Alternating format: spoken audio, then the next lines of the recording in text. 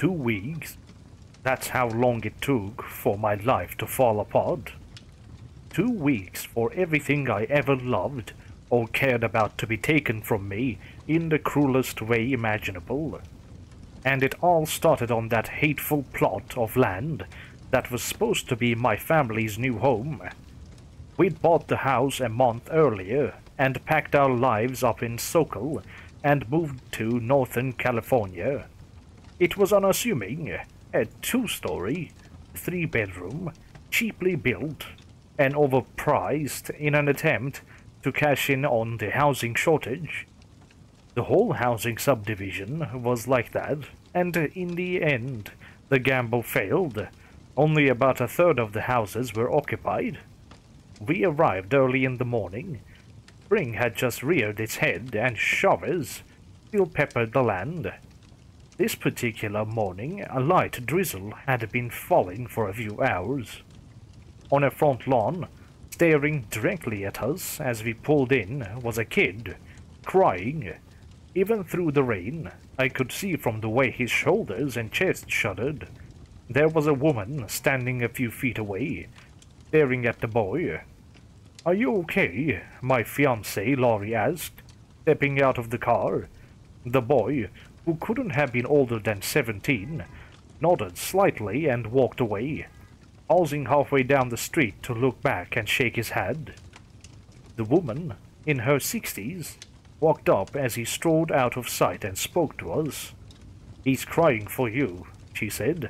"Excuse me?" I asked her. "He's like an omen.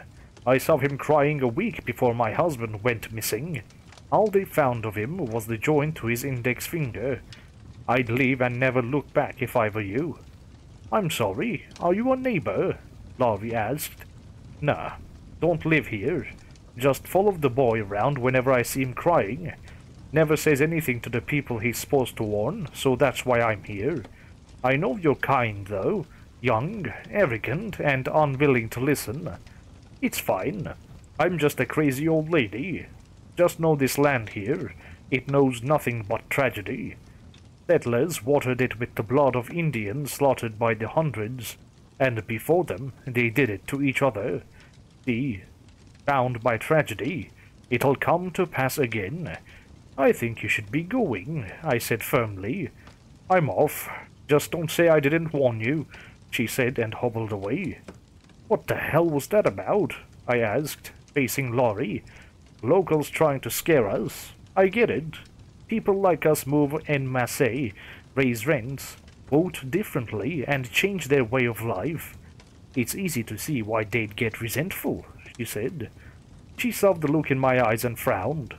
"Amir, I didn't mean it like that. I'm not trying to sympathize with bigots. I'm just saying my parents think like her. I know what's running through her mind. But honestly, fuck her. She doesn't matter. We do. The people around here are probably used to getting everything handed to them. Why can't we take a little something from ourselves?" I was comforted by her words then, but in hindsight, she was wrong. Mrs. Norris was eccentric and crotchety, but she never had anything handed to her. She grew up poor and lived poor most of her life, and even now she works as a Walmart greeter. If anyone had been lucky, it had been me. My entire life I only failed upwards. When I fucked off in high school, Mom and Dad's alumni status and hefty donations to an Ivy League school ensured my acceptance. When I renounced my parents' faith, they stopped talking to me, but made sure my classes were paid for, and they always kept me in their prayers. I had a job lined up for me the moment I graduated at Dad's law firm, even if he scheduled it so we'd never interact. He even left me a trust fund that was enough to afford this house, and co-signed when Laurie asked him to. I didn't know until after all the horrors I've experienced how good I had it. Guess you don't know what you have until it's wrenched from your hands. Laurie brought Carter out of his seat, my beautiful son, a year and a half now. I wanted to name him after my brother. He was closer to me in skin tone than Laurie, and he even had my father's eyes. But in Laurie's exact words, You didn't carry him for 9 months. You weren't even there for me until the last second. It was true. My son was born 2 months after I graduated. I didn't want to be a father. I held firm to this even when a casual fling ended with a pregnancy neither her parents nor I wanted. But she was resolute. Laurie was stubborn like that, driven by rebellious impulse. The only reason she had hooked up with me was that she knew it had pissed off her parents, especially her dad. We agreed that she'd have full custody and I wouldn't have to even meet the kid. I had agreed, but when her labor came, she called me while she was on the way to the hospital. She was afraid, and her parents had all but disowned her. I came. I shouldn't have. Every part of my body was screaming for me to just run. But on impulse, I showed up. When I held him for the first time in my arms, I knew this was all I had ever wanted. I cried, of course, and broke into myself that I had ever considered cutting my beautiful baby boy from my life. I proposed later that night, and Laurie said yes, almost in shock. I told myself we were fighting against the world that day, against her racist parents, against ourselves. I'd make this work. I'd fight for us, for Carter. We brought our son inside, did some unpacking, and settled in for the night. I ended up falling asleep on the couch after a few beers and some late-night TV. Laurie put Carter to bed and went to bed alone, later telling me she didn't want to wake me. What roused me that night was a sound. Something that pierced the veil of dream and reeled me back to the real world. Thump.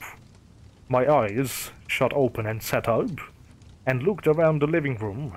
Only a few dim beams of street light peered in through the window, their pallid light doing little to render anything visible beyond a blurry silhouette. I froze, let my heart settle, waited for what felt like an eternity, then laid back down. Thump, thump. I lay there, still and attentive, trying to pause what the sound was and where it was coming from. I tried to rationalize it as Laurie being up and about, but as the sound repeated, I picked up the details that cast certainty into doubt. There was a slick wetness to it that couldn't have been Laurie, unless she now took to dragging wet rolls of tarp around in the middle of the night. I waited and listened until the sounds faded. I don't know if they actually did, or if the pull of sleep overcame my unease. All I know is that I woke up nearly late for work, and before I could ask Laurie if she had heard anything, I had fled the house and sped all the way to my dad's newly opened Norcal office. Later that day, as I turned home, I found Larry on the front lawn, Carter in hand, waiting for me. Her face was contorted into an annoyed skull. "What's wrong?" I asked, stepping out of the car. "That weird kid was back around noon, and so was the old lady," she said. "What did they want?" "I think they're trying to scare us out of here." The kid was crying again, bawling actually. The lady was behind him, said that it's already started and that our clock was ticking down. When I asked her what she meant by that, she all but threatened me. She said, "The earth. It weeps and it remembers the cruelties inflicted upon it. You'll see. It'll claim its dues one way or another." I told them I was gonna call the cops and they left, but it didn't sit right with me. They were harassing some of the other neighbors too. And it's just weird. Did the real estate agent say anything about this place? It's an entirely new housing development. There is no history to tell. Why? Did they get to you? No, it's just that last night I heard something, like a dragging sound. I thought maybe it was you, but it felt like something was watching me. It didn't feel like you. I heard that too. Didn't feel like anyone watching me, just a noise, I said. Maybe we should call someone, a priest or Laurie. Don't tell me you buy into that shit after one night of something that's easily explained. It's not too uncommon for people to have houses cleansed when they move. Maybe it's worth entertaining. Just down the street from us are nature reserves that used to be native land. Maybe it's them. Ever think of that? You said it yourself. They have every reason to try to get rid of us. That's a little convoluted, isn't it? Why would anyone go out of their way like that for us? What about the others they bothered? She asked. Plenty of people have gone after us for less, Laurie. Having my kid put you at odds with half your family alone. Your dad shot at me. I'm not surprised by the crazy shit people do anymore. We'll let security know that they're harassing us. Problem solved. Laurie looked at me with weary eyes. Maybe. She glanced back down at Carter, who giggled and she smiled. Yeah, you're right, she said and let her shoulders relax. A few days went by without incident, and I was starting to settle into the flow of things. We got to know some of our neighbors, at Laurie's behest, and I was trying to get Carter to say his first words, but the word data seemed to evade him. Laurie was still in a bit of a funk. She got it often enough that I talked about therapy, though she always evaded the topic. She dropped out of college, was disowned by her parents, and got engaged to the man responsible for her fall from grace on a whim. I caught her crying half a dozen times since she'd given birth. We hadn't had sex more than a few times since she gave birth. I could tell she wanted to be more than a housewife, and I know we needed the extra income. When I brought up that I was being groomed for a promotion, her eyes lit up. Think we'd be able to afford childcare? Would be nice to have some time to work, maybe even finish my degree. It's in the realm of possibility. Still, dream of being a nurse? I said, smiling. I could change to accounting so I can annoy the hell out of you at work, she said with a laugh. All seemed to be right in the world, nowhere to go but up. We put Carter to bed in his room, and Laurie and I settled into our bed for the night. I rolled over onto her side, pressed against her, and said, "Let's make a brother for Carter." Laurie looked at me stunned at first, before her face slacked into a grin. "You think you can decide that?" she asked. "We can try. And what if I want a girl? We can try for a girl after we give Carter a brother. Think about it. Boys need other boys their age, and our daughter gets 2 older brothers to protect her. You make a compelling argument," she said and moved to straddle me. We broke out into a wrestling match, disrobing one another with every hold and shift of motion. Laurie was halfway through pulling my boxers down when the sound of glass shattering froze us both in place. Taken sticked by as my muscles tensed in anticipation. Another explosion of glass made the both of us flinch, and Carter awakened with a snort and then a wail. "Go," I said to Laurie, and she launched herself to Carter's room. I pulled my boxers up as I made my way downstairs. I snagged the bedside bat as another series of glass-shattering staccatos rang out throughout the house. "What the fuck?" Laurie shouted as I ran past. Bat held so tightly in my hands, my knuckles paled. In my anger and haste, I sprinted into the kitchen without thinking, as I flicked on the lights as I stepped on a shard of glass. "Fuck!" I yelled as it bit into my flesh. I looked around at the sight before me, blood pooling steadily around my foot. Nothing but a cabinet and half a dozen glass cups shattered across the floor. I set the bat down on the counter and pried the sizable glass shard from my foot. I didn't have time to dress it. A scream rang out from upstairs. "Amir!" Laurie called, and I sprang up and ran towards them, leaving bloody footprints on hardwood and carpeted stairs. I was yelling at myself internally. Whatever was doing this succeeded in separating us. As I reached the hallway, it dawned on me that I left the bat on the counter. Though my stomach tied itself into knots at the realization that I'd have to face whatever was in the room unarmed, nearly naked, and bleeding, I did not slow or relent. I flung myself through the open door, wild-eyed and ready to fight. Laurie was huddled in the furthest corner with our wailing son held close to her chest, a finger outstretched and pointing to the closet that faced her. My eyes flicked to where she pointed in the swirling darkness of the open closet door, and for the briefest moments, I thought I saw movement. Muscles tensed and I raised my fists, but the apparition was dispelled the second I focused in on it. Already rationalizations formed within me, and adrenaline-fueled delusion was the one I clung to. What? What did you see? I asked Laurie as she tried to soothe Carter. I don't know, but there was something here. It was in the closet. It was staring at us, she said and gazed down at the blood seeping into the carpet. What happened downstairs? She asked. Cupboard was open. The glasses fell out. Amir, that doesn't just happen. We can't stay here anymore. And what do you propose we do?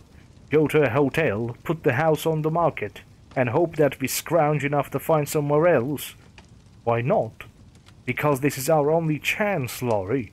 Because we have nothing else. We made it here, and I can't make a gamble like that. Half the houses here are empty. They haven't sold. If we live here, and are worse off than when we started, we have no one to turn to. Not your parents, not mine, not a single friend. No one but us. We have to fight, Laurie. For us. For Carter. Carter had quieted, but Laurie had tears carving slow paths down her cheek. I didn't think it'd be this hard. I didn't expect a walk in the park, but fuck, I didn't think it feels like this. Every day is a pit I have to crawl out from, and every day it feels deeper, she said. I closed the distance between us, embraced her and Carter, and with my head on hers I asked her to fight, and through tears and quiet hiccups, she said, I will. We spent the next hour cleaning up the house. Laurie bandaged my foot, and we planned to rent a carpet cleaner for all the blood. We moved Carter's crib into our bedroom at Laurie's request, so that killed my plans for making Carter's brother. Things settled for the night, and we fell into a fretful sleep. The next day, as I was coming home from work, I noticed that strange kid again. Mrs. Norris was far behind on the intersection of my street and another. Like before, he was walking aimlessly, but paused in front of our house. He was crying again, but harder this time. Sobs racked his body as he struggled to hold a steady breath. You're not supposed to be here, I said as I walked by. He nodded and kept walking, but paused for a moment, letting his crying die down until he could speak, and he said, You're the ones that don't belong. The earth here, it's wept, and none listened to its pleas, and so now it lashes out. I headed toward him at a brisk pace and grabbed onto his shirt, pulling him close so he could see how deadly serious I was. Are you threatening me and my family? He met my gaze. There was nothing in his eyes, no provocation, but he was crying again. A smile split his face, and his unsettlingly perfect teeth bared. He looked back into my eyes and said, It'll end in screams. He shook his head and laugh-cried until I was disturbed enough to let him go. He started walking away from me again, almost limping now, and I regretted not slugging him when I had the chance. Now I had to deal with the hobbling hag, Mrs. Norris. Henry, a neighbor I recognized from 3 doors down, was turning away from her. His walk was tense, and as he retreated back to his house, the old woman locked eyes with me and approached to speak. I let out a sigh as she closed the distance. Since you're too much of a fool to heed a warning from those who knew better, let me give you a word of advice. Offer yourself in their place. Take your blood, slather it on your door, offer your life. You'll spend every waking moment of your life and regret it if you don't, he said. What biblical bullshit are you on about? I won't buy into your madness. My husband and I were planning on starting the family before it took him.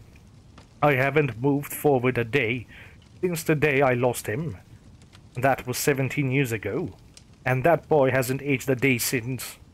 He knew, like an angel of death. He knew it would come for me. It took my future, and I've spent every moment I can trying to warn others of what happens when the Earth learns to hate but every single last one of you has been so stubborn. I haven't saved a single one. Maybe that's another aspect of its malice. But God, if I don't try, this whole neighborhood will collapse under the weight of its own hubris. Please, look, lady. You're obviously struggling with something. I feel for you, but I won't let you project your delusions onto me and my family. I hope you can get the help you need, but stay the fuck away from us. She looked at me, dejected. She turned away from me and hobbled off and said, "Fine," in such a hoarse and airy whisper. I almost thought it a phantom. As she rounded a corner and escaped my glare, I felt a sting of dull pain throb through my foot. My wound had reopened and fresh blood flowed and seeped into my shoes and the earth. "How was work?" Laurie asked over dinner once we had settled in. "Fine. Boiler's talk of promotions has all but dried up, though. I'm sure it'll come up again. You're a hard worker. Let's hope my dad's not in his ear. What about you? How was your day?" I asked. "Fine. We spent it at the park. We went for lunch and we've just been out and about, seeing the town. You're afraid to be here alone." "Why wouldn't I be? Something was staring at me and Carter. It wanted to hurt us. I'm not comfortable here alone. Maybe Mrs. Norris was right." I set down my fork and looked at her. Her face was unreadable, but she wouldn't have said anything unless she was mad at me. "Laurie, can we not... I'm sorry I wasn't around. I would have loved to spend the day with you and Carter. I'll look into affordable daycare and you can start looking for a job so you can get some time out of the house. I'm sure things will settle in a bit and we'll be better off." Her hand slid over on top of mine and she spoke. "I'd like that. And I'm sorry. I shouldn't have been so standoffish. I've been stressed. You've been stressed. It's all been one big ball of stress since we moved in. I'm sure you're right. We'll be fine in the end." Her hand tightened around mine and I maneuvered around so that I could interlace her fingers with mine. Wordlessly, we ate dinner, put Carter to sleep, and made love in the next room. When we had finished, we lay down to sleep, and in the moments before I faded into dreams, I thought that, despite it all, I truly was a lucky man. Thump! My eyes flung open as I jolted awake. My heart raced as my eyes darted around the room, scanning for movement. Why tonight of all nights? I couldn't help but mutter under my breath. Only a pale beam of moonlight streamed in through a parted curtain. A silver sliver cleaving through the dark of the room. Nothing. It had been nothing, I tried to tell myself. Thump. The sound was closer than I had ever heard it. I even picked up small details. An organic squelch, redness, a small raspy moan. It was in the room with us. It was moving closer. I sat up, causing Laurie to stir. My hand reached for the bat by the nightstand and, at the same moment, a desiccated arm reached through from the darkness and planted itself firmly in the beam of moonlight. Its hands rested upon what I now realized was a bloody, pulpy mess. I brought the bat to my chest and watched in horror as it dragged itself into view. A bone-white and withered naked woman, her eye sockets empty and void black. She strained and flexed as she scraped her crotch along the floor, leaving bits of skin and sinew, all the while making that damned sound. And her hand came down to with force thump. She turned to face me, wiry, white hair parting so I could see her lipless grin. She turned away and continued to drag herself across the floor, deepening the gash. How long had she been at it before I awoke? Laurie jolted awake and gasped at the sight. A scream caught in her throat. She turned to look wild-eyed at me, and the fear in my eyes caused her own to deepen. Thump. And the woman was in the veil of darkness once more. But through it, we could still see her silhouette and burning grin. I started to get up, to confront her when the temperature of the room dived. In a split second, my heavy breath was visible in quick bursts of white vapor. A crack reverberated through the house, and the long gash on our floor split open. The dimensions of the floor warped as a giant, pock-marked, skull-crowned. It must have been as big as our bed, and it kept pushing and jerking until finally it broke free. A giant head from the neck up was staring at us. Mummified skin yellowed like ancient papyrus. Its visage was harsh, angular, and skeletal. Holes and lines, rimmed with blackened flesh, scarred every inch of its skin. Slowly and methodically, a giant hand slid out from the gash, inching towards Carter's crib. Slow, lurid movements as the hand snaked across the air and into the crib. My body was a cage, and from it I screamed with all my might, and yet it made no sound as the ragged fleshy fingers curled around Carter and hoisted him up. Laurie screamed.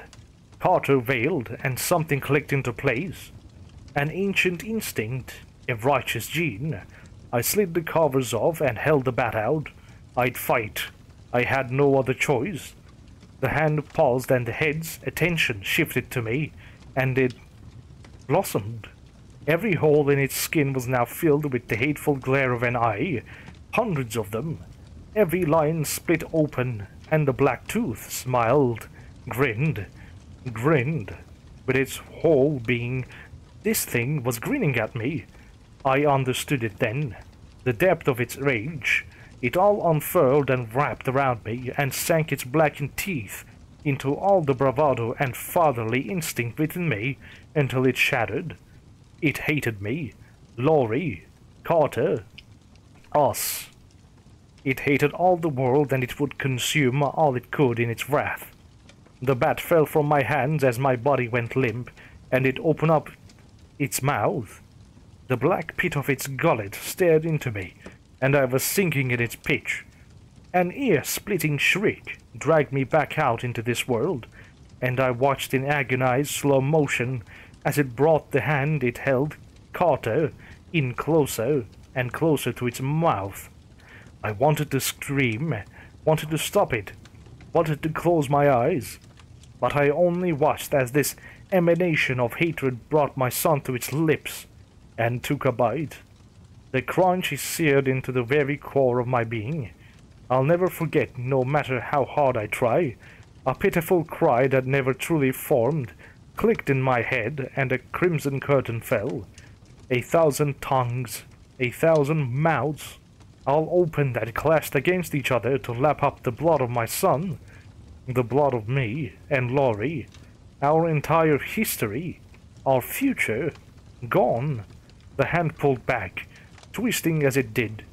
The sound of small, frail bones breaking and flesh tearing echoed throughout my entire being, and still, I couldn't look away. It took 2 more bites for it to finish, and it made sure to take its time chewing.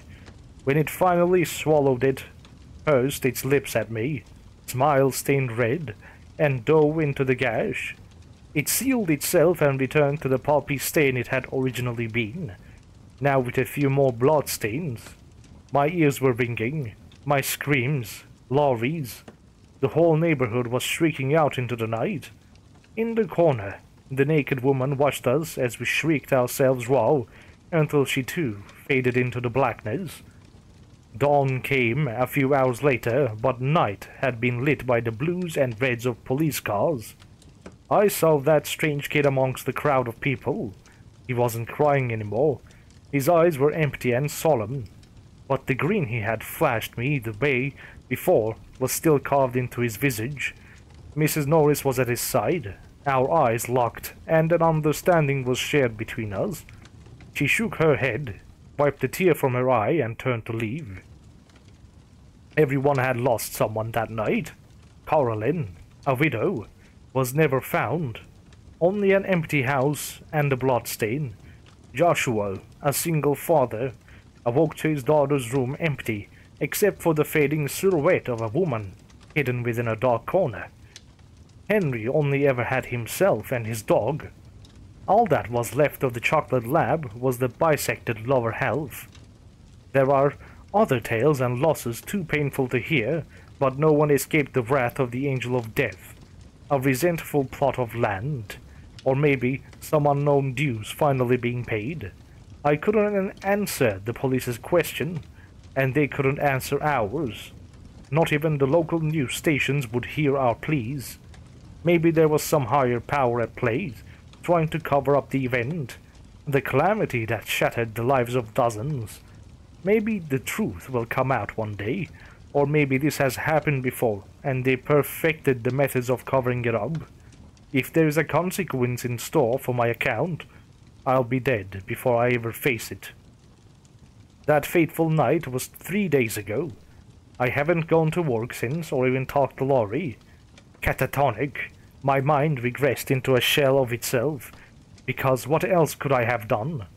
Yesterday, I walked in on Laurie, lifeless. She downed all the bottles of medication she could find. I thought I had nothing left to lose, but then I saw her. That shell broke and I collapsed into myself more than I ever knew I could. I think I'll be following after her and Carter before the day's done. I was never a religious man. It's why my father disowned me. Now I pray that they're out there in a better place, and that they're waiting for me, and we won't have to fight anymore. My father once told me that children are your legacy, your future, and so to be fruitful, I think about how much we've taken from the earth, and how much suffering it's witnessed. How much blood has been spilled on it.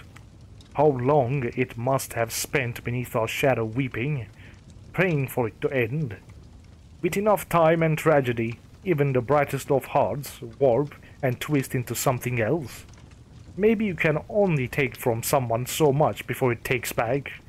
It took everything from me. I don't know how far this spreads, where and if it'll strike again. All I know is that the very earth we tread and live on can grow to hate us, and maybe for you, it already does.